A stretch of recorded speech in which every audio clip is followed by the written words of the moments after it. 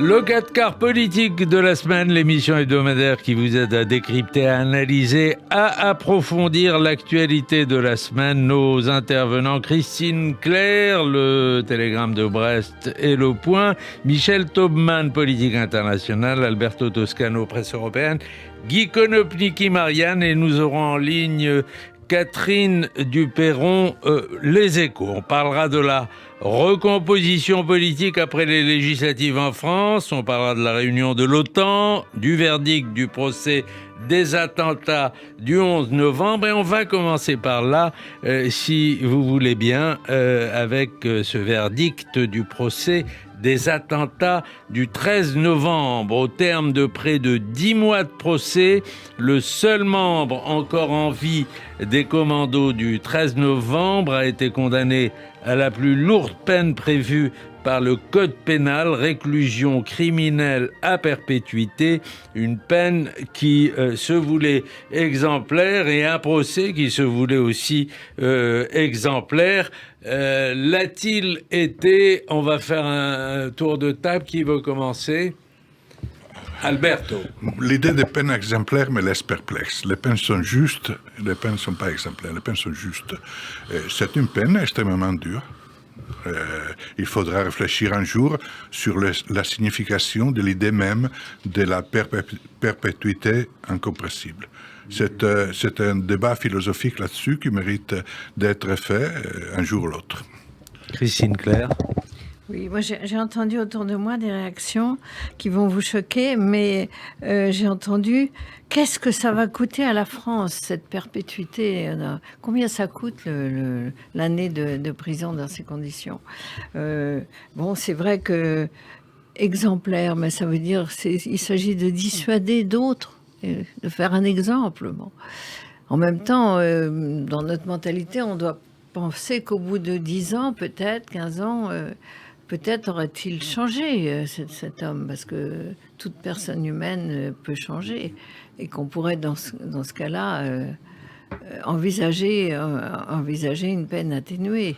Mais pour le moment, je pense qu'il fallait cette peine pour rassurer, et comme... comment dire, c'est pas une consolation, hein, c'est rendre justice aux parents des victimes, quand même.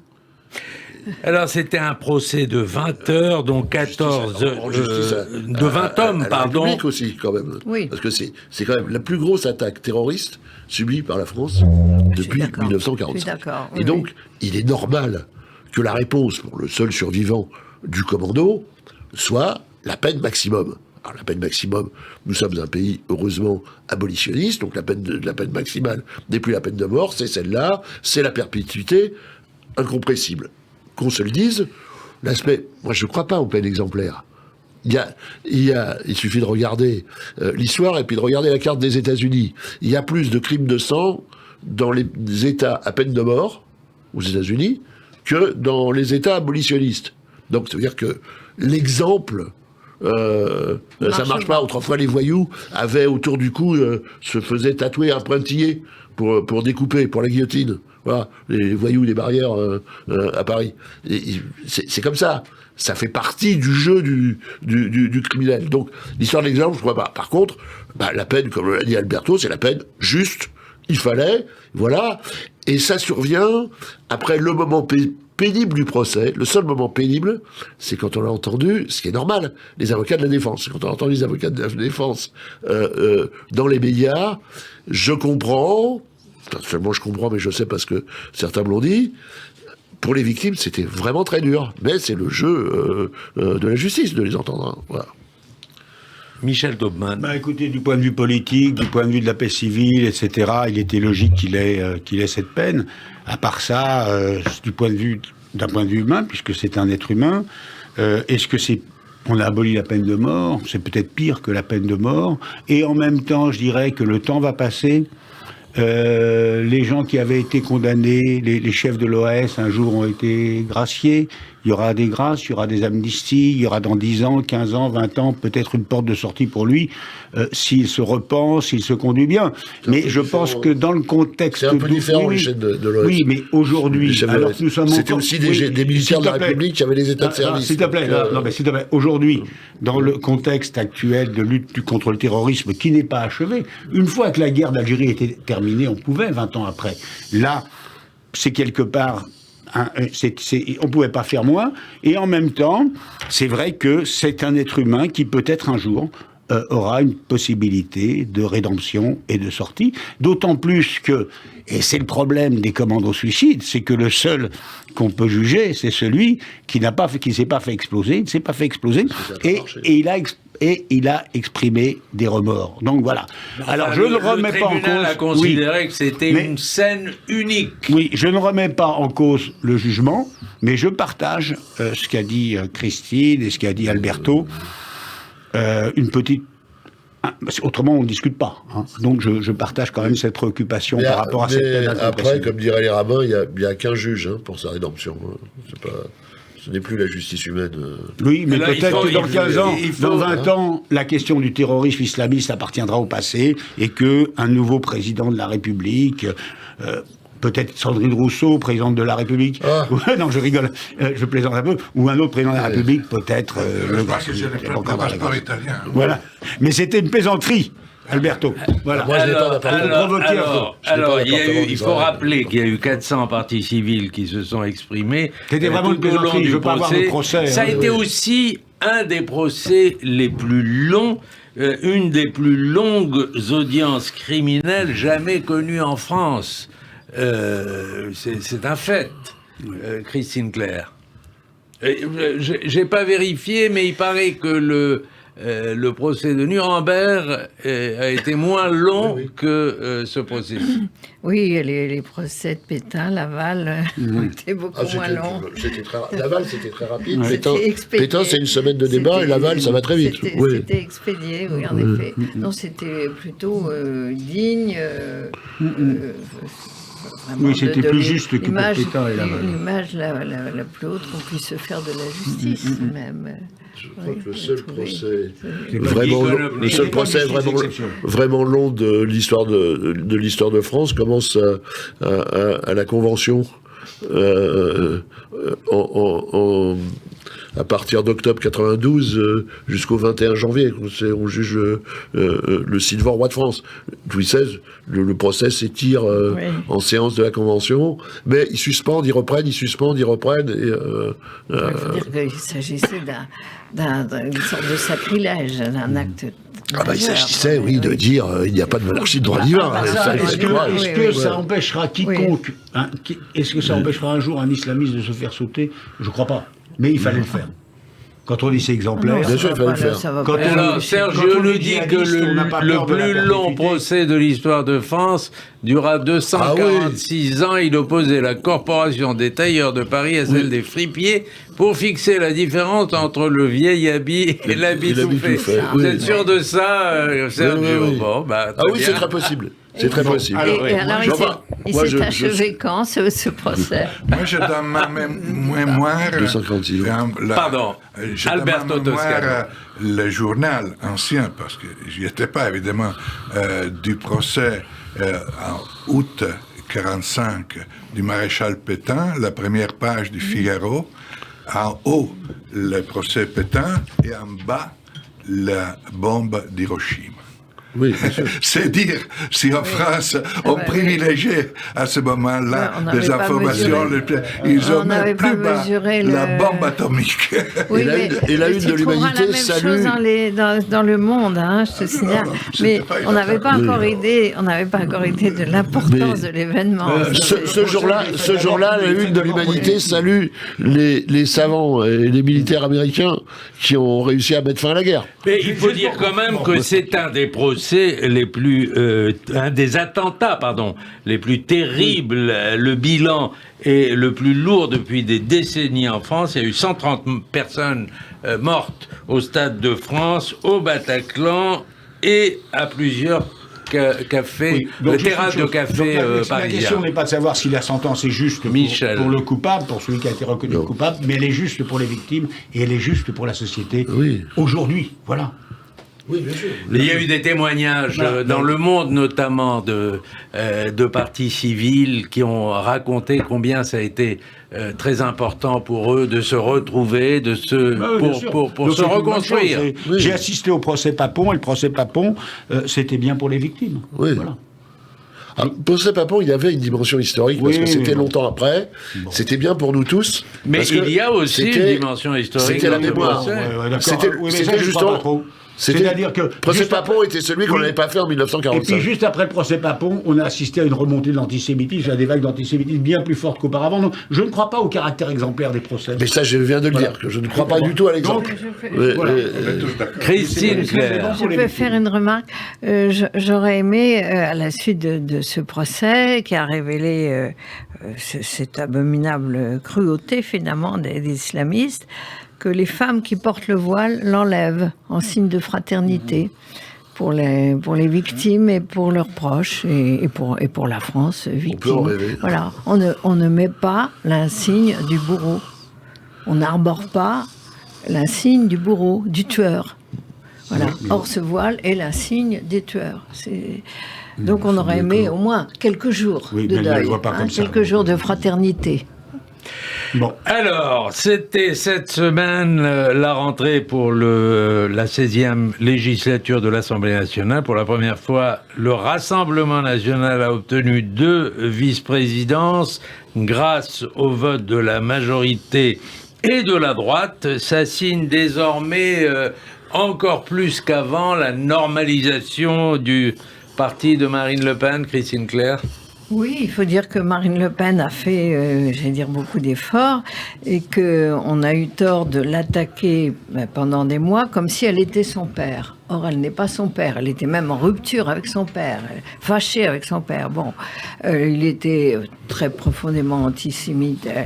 Elle non, vraiment. Enfin, je crois pas. Elle en a donné des preuves. Je crois que même elle a eu un compagnon d'origine juive. Elle s'est beaucoup préoccupée des classes sociales les plus modestes. Finalement, elle a pris le relais du Parti communiste dans maintes régions, y compris la banlieue parisienne et ça, dont finalement les autres partis ne s'occupaient pas beaucoup. Les gens qui vivent avec moins de 1 000 € par mois, les femmes seules avec enfants. Donc elle a obtenu un changement de regard. Et ça, la classe politique n'en a pas toujours eu conscience. On a fait semblant de lutter contre elle comme si elle était la jumelle de son père. Elle n'est pas du tout la jumelle de son père. Alors, qui est de l'intelligence, de camouflage et tout, peut-être, on va en avoir la preuve, on va pouvoir, étape après étape, s'en apercevoir. Ça tiendra à quoi? Ça tiendra au respect de la loi, ça tiendra à l'attitude vis-à-vis de la Russie, dont on a dit qu'elle la finançait, ça tiendra au comportement. Jusqu'à présent, ils ont voulu avoir un comportement exemplaire. On a tous été amusés par l'arrivée de tous ces députés en cravate bleue, voilà, alors que les autres, en face à l'extrême gauche, ne l'étaient pas. Non. Guy Konopnicki. Alors, elle n'est pas son père, elle est quand même sa fille. Bon. Mais, l'ex-Front National, Rassemblement National, reste une entreprise familiale, y compris une entreprise financière, très bien organisée, et ça ne change pas comme ça. Deuxièmement, il va falloir que des confrères étudient par le menu, comme on l'avait fait autrefois, les 89 élus. Qui sont-ils, leurs histoires, qui a participé à ceci ou cela. Et pour ce que j'en connais à l'heure actuelle, vous allez voir le nombre de gens spécialistes du tweet complotiste, de l'officine un peu bizarroïde, etc. Il y a tout ce qu'il faut. Et donc, à part ça, ils ont eu le succès qu'ils ont eu, sauf invalidation qui peut arriver dans une ou deux circonscriptions.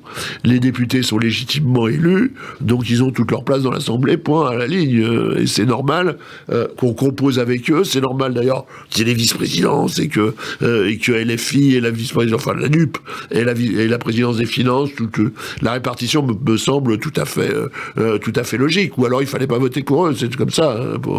Il fallait pas les laisser passer, mais ils sont passés. Oui. Donc, Michel Taubman. En 1959, quand le SPD allemand a rompu avec le marxisme, à Bad Godesberg, il y a eu une rupture théorique profonde avec ce qu'il était auparavant. Quand Emmanuel Macron, Richard Ferrand et Christophe Castaner ont quitté le Parti Socialiste, même si Macron n'était pas membre, ils ont fondé En Marche, ils ont rompu avec le socialisme. Alors, maintenant, on dit qu'ils sont de droite. Alors qu'ils ne sont pas vraiment de droite, mais ils ne sont plus socialistes, ils ne se réclament plus de la gauche. Le Parti communiste français garde son nom de communiste et s'est adapté au monde d'aujourd'hui. Et ne peut plus se réclamer de Staline. Mais il n'a pas... Bon, avec les soubresauts, il a commencé assez tôt. La LFI, la France Insoumise, a adapté son discours, mais quand, comme Kolopniki ou d'autres, nous connaissons ce qu'est le mouvement Trotsky, ce qui était extrême gauche dans les années 70, on voit qu'il s'agit d'une adaptation, mais que le fond théorique, les fondamentaux sont les mêmes. Et concernant le Rassemblement national, ils ont changé de nom. Évidemment, il ne reproche pas à une fille d'être la fille de son père, mais elle est politiquement l'héritière de son père, et elle s'est adaptée au monde d'aujourd'hui, bien évidemment. Mais les fondamentaux restent les mêmes. À part ça, comme Guy Konopnicki, je pense que ce parti, qui a 89 sièges à l'Assemblée, et qui devrait, à la proportionnelle, en avoir plus, qui est au deuxième tour d'élection présidentielle, c'était une injustice qu'il n'ait que 8 députés. Et c'est normal qu'il ait sa place, comme la LFI, dans les vice-présidences, les commissions, etc. Autrement, on renforcerait encore le sentiment de persécution et de paranoïa qui, depuis 30 ans, ne fait que le renforcer. Alberto Toscano. Je pense que les peuples sont sages, pas toujours, mais cette fois, le peuple français l'a été. Il a choisi une Assemblée nationale qui est le réflexe de la société. Et donc, c'est une bonne chose. Et c'est une bonne chose que des partis différents, même des partis qui étaient sous-représentés, même la France insoumise, sans doute le Rassemblement national, dans l'Assemblée nationale précédente, soit détenteurs de groupes parlementaires importants. Donc je trouve que à partir de là, chaque politique doit être jugé sur ce qu'il fait, en plus, évidemment, de ce qu'il dit, mais attendons ce qu'ils diront à l'Assemblée nationale. Et je pense que cette sagesse du peuple français a eu un réflexe aussi dans une correcte, je trouve, logique attribution de responsabilités à l'intérieur de l'hémicycle. Le fait que la France insoumise soit titulaire de la présidence de la Commission Finances me paraît logique, parce que l'ensemble de la NUP ou NUPES a été en deuxième place aux élections. Ça me paraît parfaitement logique. Le fait que le Rassemblement national ait des vice-présidences de l'Assemblée nationale me paraît logique. Et enfin, un nouveau chapitre de l'histoire française peut commencer. Encore faut-il être capable de saisir les opportunités de dialogue. Et je suis pas sûr que les députés dans ce cas-là, pas les sénateurs, seront capables de le saisir. Il faudrait aussi arrêter de leur répondre à côté. C'est-à-dire, qu'est-ce qui fait le succès du Rassemblement national? C'est que la gauche va s'indigner quand il y a vraiment aucune raison de s'indigner. Cette gauche qui nous dit « Oh, mais le doyen, il a parlé de son enfance. Il n'a pas parlé de l'OAS. Il n'a pas parlé de l'OAS. À la tribune, il a dit... Il a dit j'étais un ado, arraché à sa terre, projeté en France. Il y a 1 million de Français comme ça. Il y a 1 million de Français comme ça. Et alors, il n'aurait pas... ah, mon Dieu, quelle horreur, j'ai écouté Sandrine Rousseau. Mais la même qui m'explique que les 500 000 Palestiniens, eux, sont les victimes absolues pour l'éternité, qui ont été arrachés à leur terre. On veut bien s'y intéresser. Mais les pieds noirs, non? Qu'est-ce que ça veut dire? Enfin, quand même, voilà. Et donc, je crois que cette gauche a intérêt à lire Albert Camus plutôt que Sartre.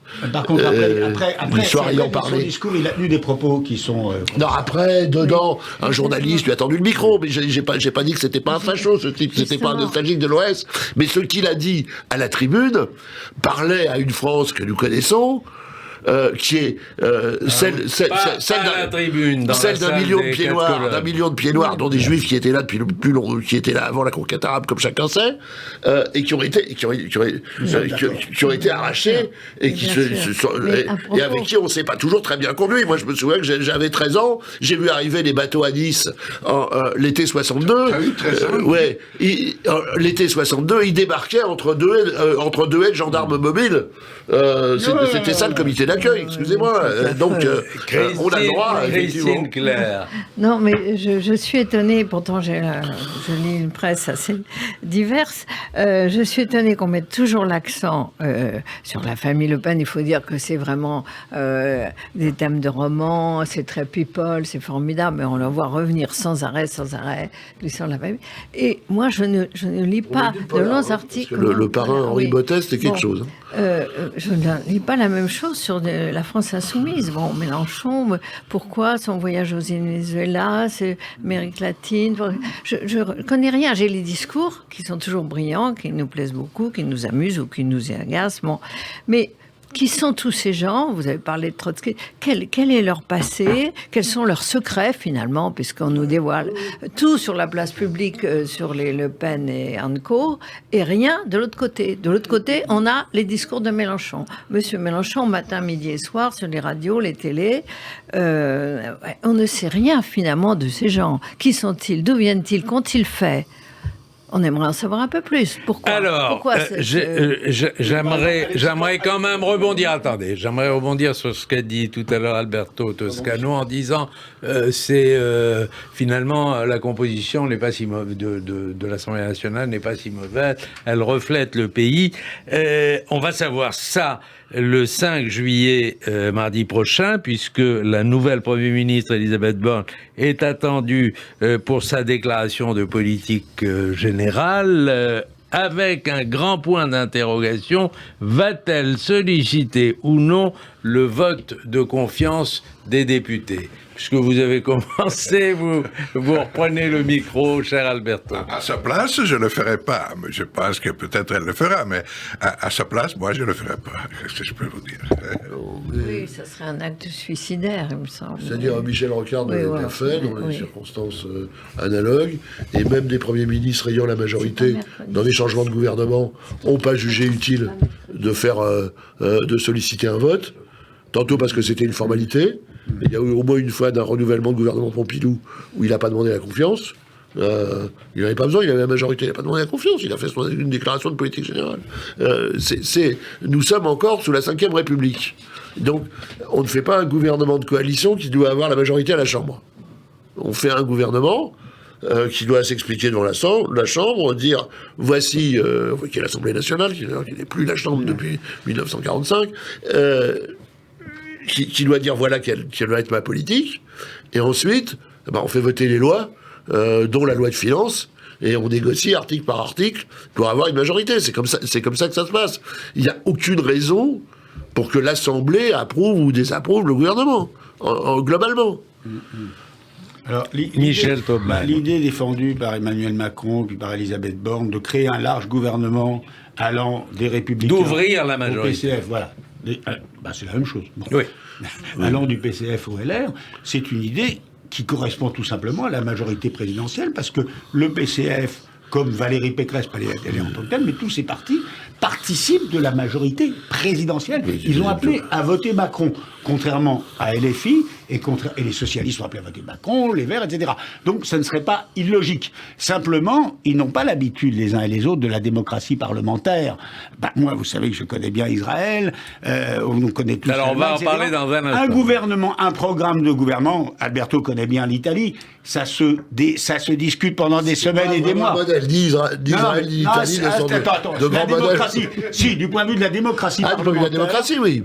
Non mais, un gouvernement, un programme... Ni la Belgique. Non, mais un programme commun d'action, c'est possible et ça ne serait pas absurde, mais ça se discute sur des mois et des mois. Alors, je n'exclus pas, en tout cas, je pense que la majorité relative, qui est importante, avec plus de 240 sièges, trouvera à chaque fois un appoint un peu à gauche, un appoint un peu à droite, et ça correspond finalement à l'ADN du macronisme. Alors, on va parler dans un instant de la situation en Israël, qui est presque aussi compliquée que la nôtre. On va parler surtout de la dissolution de la Knesset avec Catherine Duperron. On marque une pause et le 4 quarts revient.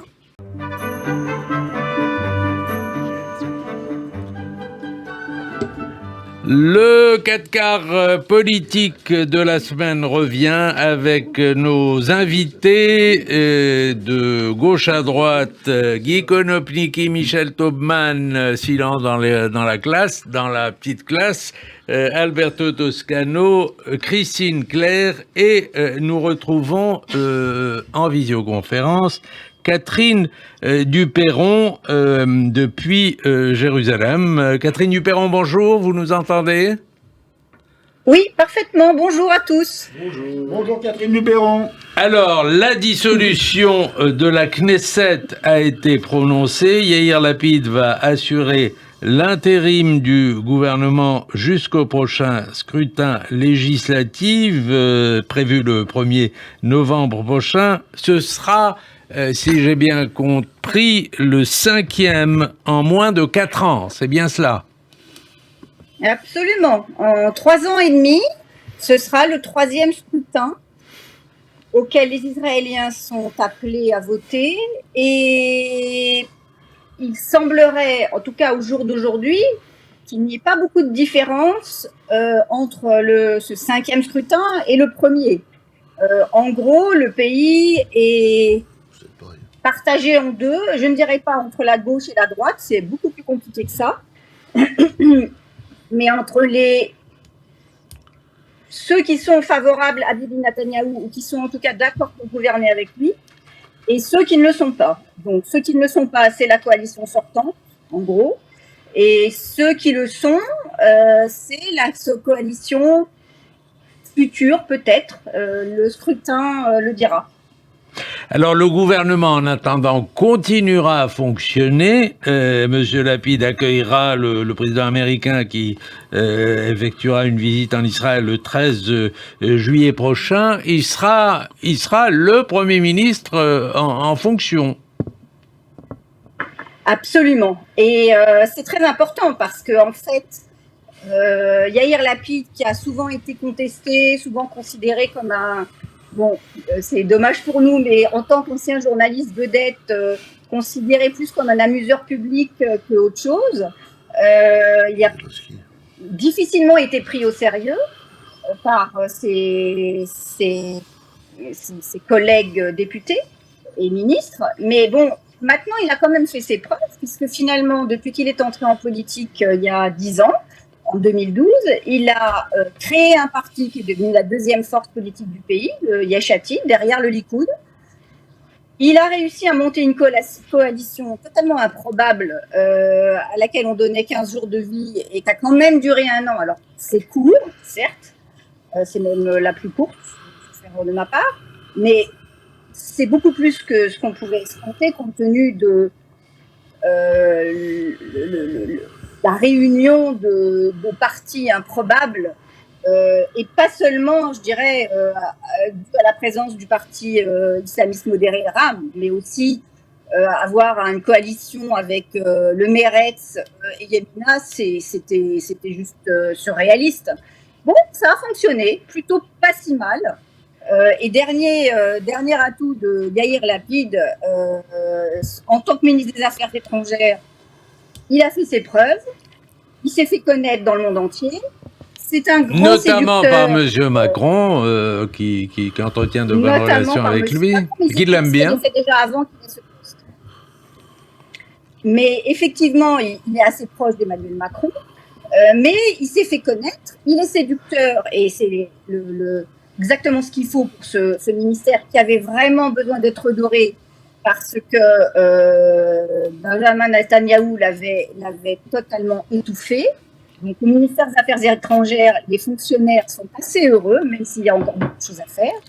Et puis maintenant, il a la stature de Premier ministre, parce que qu'on le veuille ou non, même si c'est un gouvernement de transition, même s'il ne peut pas tout faire, notamment voter des lois, et même si cette coalition va être plus gênée aux entournures que jamais, il reste Premier ministre, il va être en première ligne. Et effectivement, le premier rendez-vous en l'occurrence c'est apparemment avec Emmanuel Macron, mais enfin disons le premier rendez-vous, l'épreuve majeure où il va pouvoir montrer éventuellement sa stature d'homme d'État ou pas, c'est le rendez-vous avec Joe Biden à la mi-juillet. Et puis, il y aura donc un nouveau scrutin à la rentrée en novembre. Est-ce qu'un nouveau scrutin peut modifier la donne alors qu'on voit bien que le système est bloqué? Il faut bien le reconnaître. Alors, à l'heure où on se parle, c'est impossible de savoir. Je ne vais pas faire les devins. On peut juste faire un état des lieux aujourd'hui. Le rapport de force est plutôt favorable à Benjamin Netanyahou parce que le parti Yamina va au mieux se réduire, au pire imposer entre ceux qui vont rejoindre le Likoud, ceux qui vont rejoindre peut-être Bleu-Blanc, voire même Yesh Atid pour son nom m'échappe, Kahana, qui est ancien ministre des cultes et qui était très proche de Bennett, qui a été fidèle jusqu'au bout et qui n'envisage pas une seconde de rejoindre un gouvernement Netanyahou. Donc, pour l'instant, c'est vraiment très, très difficile de savoir. Et il peut se passer tellement de choses d'ici là, y compris des événements extérieurs qui peuvent impacter. Donald Trump a dit qu'il allait vraisemblablement soutenir Benjamin Netanyahou. Est-ce que ça jouera pour lui ou contre lui? Je ne sais pas. Merci Catherine Duperron pour ce point très complet sur la situation ô combien compliquée, encore plus compliquée que la nôtre, Michel Taubin. Alors, depuis que Netanyahou a perdu le pouvoir, lui et ses partisans mettent en cause le système électoral. Et ils disent, la proportionnelle, c'est pas bien, il faudrait faire comme en France, un scrutin majoritaire. Pendant 70 ans, le scrutin proportionnel a permis à Israël d'avoir des coalitions et des coalitions stables. Bon, et surtout, je pense que le scrutin proportionnel. S'il te plaît, excuse-moi, s'il te plaît, et je voudrais terminer ma phrase. Et on n'est pas à la Knesset. Non, mais on cherche pas à déstabiliser l'adversaire en lui coupant la parole. Mais tu n'es pas un adversaire. Ce système a permis d'avoir des coalitions stables. Parle sans t'émouvoir, mon cher Michel. Ce système a permis d'avoir des coalitions stables. Et le problème, c'est qu'il y a eu... Netanyahou a introduit un dysfonctionnement dans ce système, qui est de système proportionnel, en faisant fonctionner le pays comme dans un régime présidentiel, c'est-à-dire avec une majorité qui n'était pas plus forte que celle d'aujourd'hui, mais toujours de 60-61 sièges, mais Godillot, où les gens obéissaient au doigt et à l'œil. Et ce que disaient Bennett et Lapid, ils disaient « nous avons à apprendre à dire nous », alors que les autres disaient « je ». Et ça, je crois que c'est très important, c'est l'acquis de ce gouvernement, c'est que des gens qui sont totalement opposés peuvent arriver à travailler ensemble, à condition que chacun reste dans son couloir de nage. Et en France, on a l'impression qu'un parti politique, c'est soit totalement dans l'opposition, soit totalement au pouvoir. Et en Israël, des partis qui n'ont plus aucune perspective historique de prendre le pouvoir par eux-mêmes et d'appliquer leur programme. Les partis de gauche, et je ne parle même pas des partis arabes, ont réussi à faire un petit peu de leur programme et à faire leurs preuves. Et je crois que l'acquis essentiel de ce gouvernement, c'est l'intégration des Arabes, d'une partie de la société arabe, dans la société israélienne. Et ça, l'échec, ce n'est pas l'échec du gouvernement, c'est l'échec de la coalition. Je veux dire que ce projet aurait pu marcher s'ils avaient eu 5-6 sièges d'avance. Mais quand on est à la merci d'un député ou de 2 députés, c'est très difficile. Dernière chose concernant Lapid, les sondages actuels, quand on demande aux Israéliens pour qui ils vont voter, c'est à peu près 60-60, donc rien ne permet de savoir qui pourra former une coalition, mais surtout, quand on dit qui est le plus apte à être Premier ministre,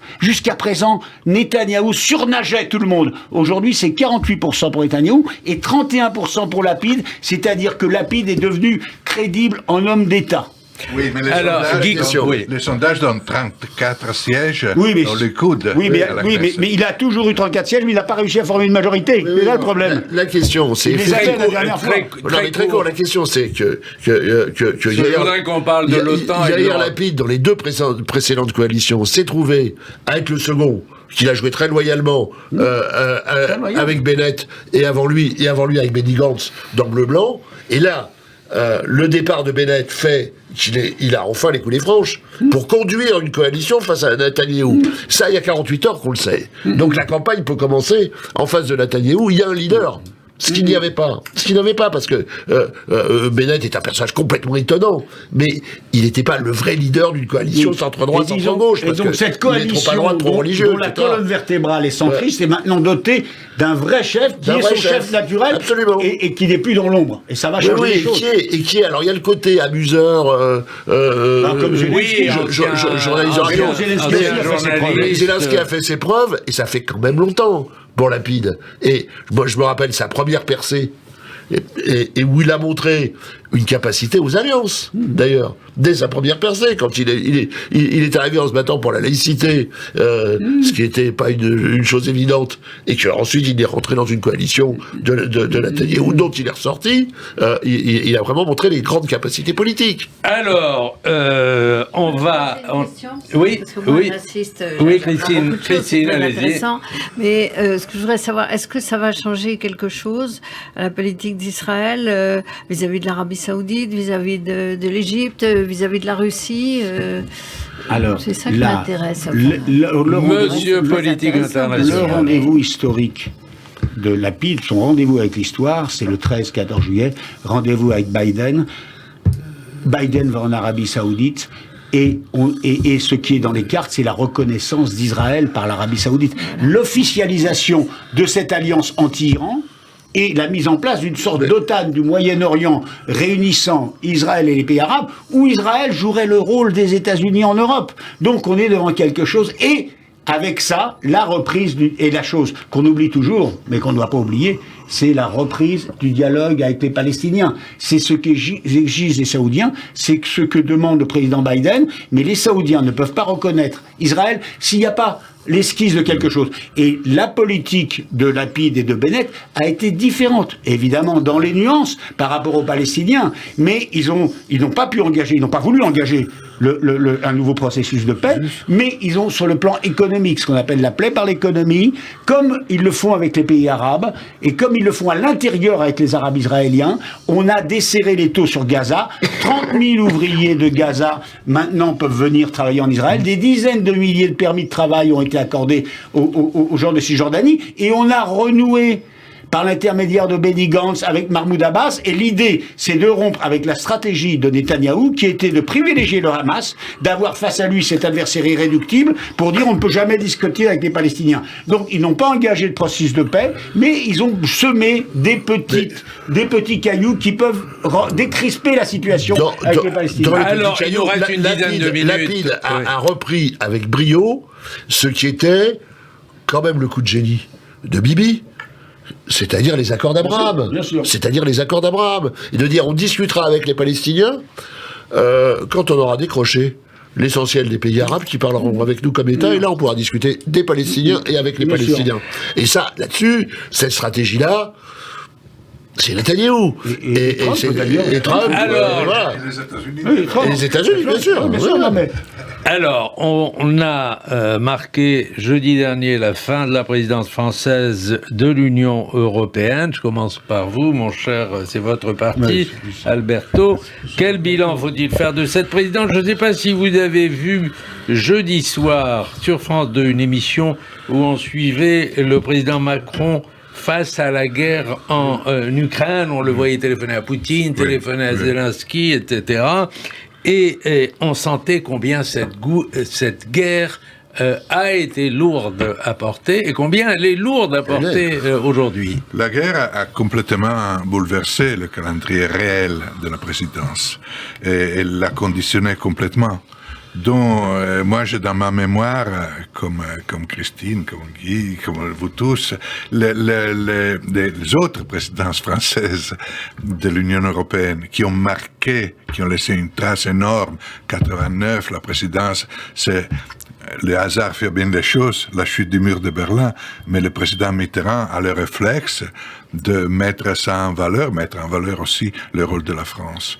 La présidence qui se termine par les accords de Nice, qui permet l'entrée de l'élargissement de l'Union européenne, et d'autres présidences françaises qui ont laissé vraiment de grandes traces.